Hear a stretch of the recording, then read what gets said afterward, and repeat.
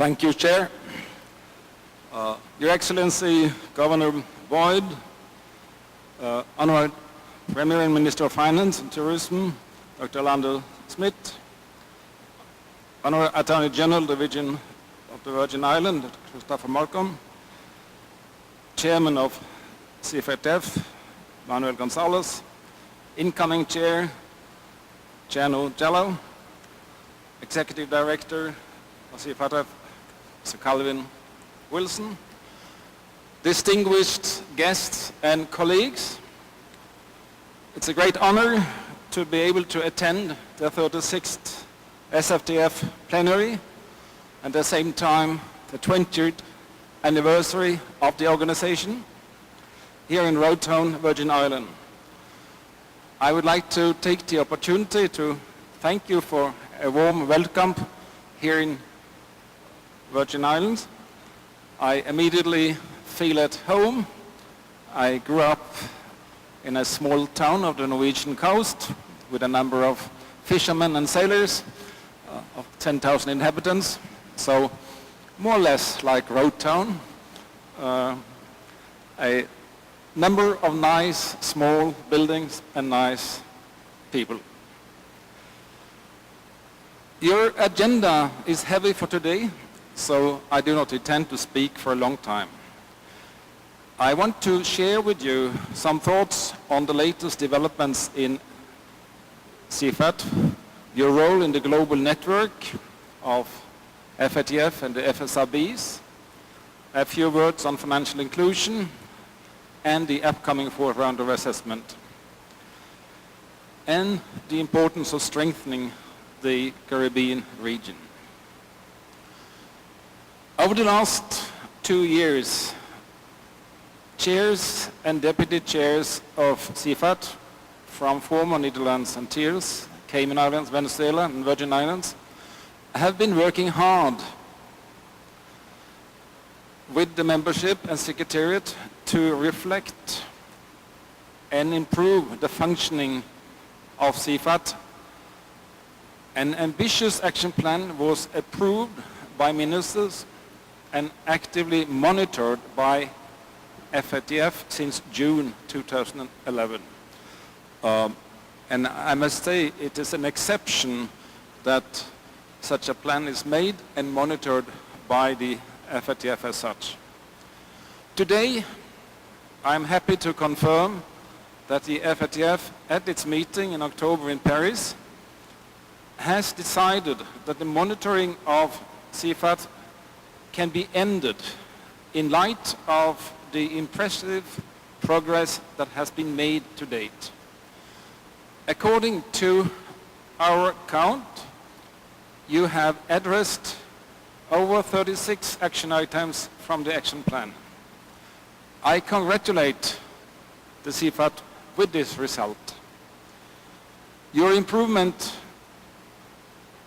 benefit all members of the global network of the FATF and the FSRBs, yet it is the CFAT members that benefit most of all from this. The FATF Plenary also decided, in line with the proposal from the ministers of the CFAT, that CFAT should continue providing updates to FATF on the remaining items from the action plan. It is important for FATF and for you that these remaining issues be solved as well, including those challenges remaining in the economic and budget area. The plenary of the FATF also asked me to send a letter to Chairman Gonzalez to congratulate CFAT about this achievement and to inform CFAT in detail of the decision that have been taken. I had done so, and I believe this letter has been circulated to all members. So I do not go into details of the discussions of these issues. The FATF has, as you know, only 34 country members. And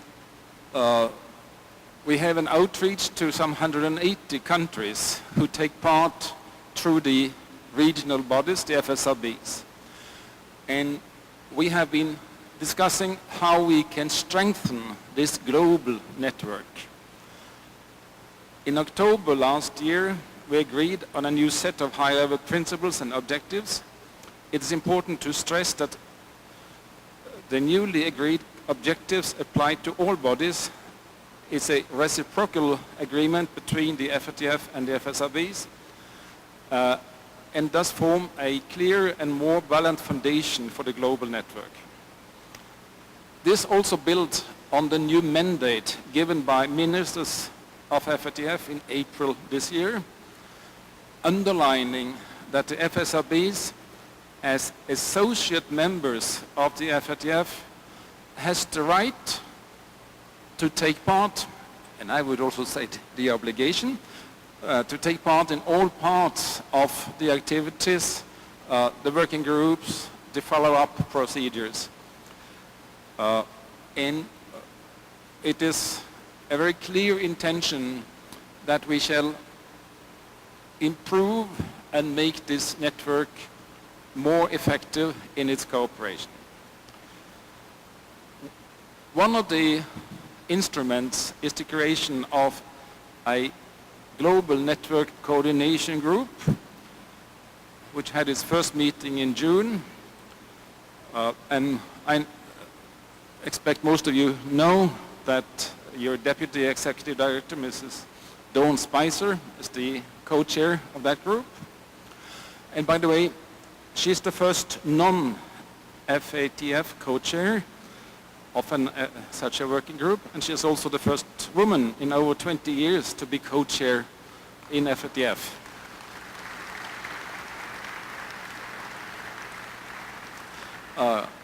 I must say, I was a little surprised that the FATF as an organization had not come further in equalizing.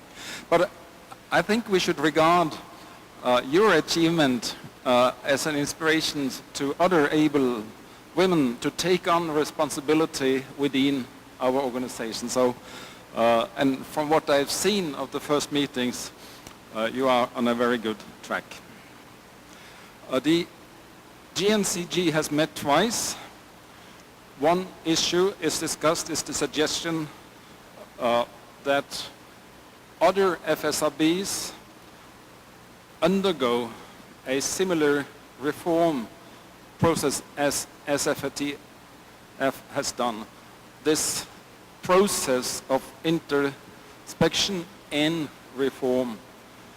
There was support for this suggestion, and we think other FSRBs may learn from the process which you have been through. It will be a voluntary process, but the challenges between these regional organizations are, many of them are similar, some are unique, but there are obvious things we can learn from closer cooperation and exchange of experiences. And there was also agreed procedures established for when someone has a kind of finding shortcomings. There are ways and means to address this with the help of this committee. And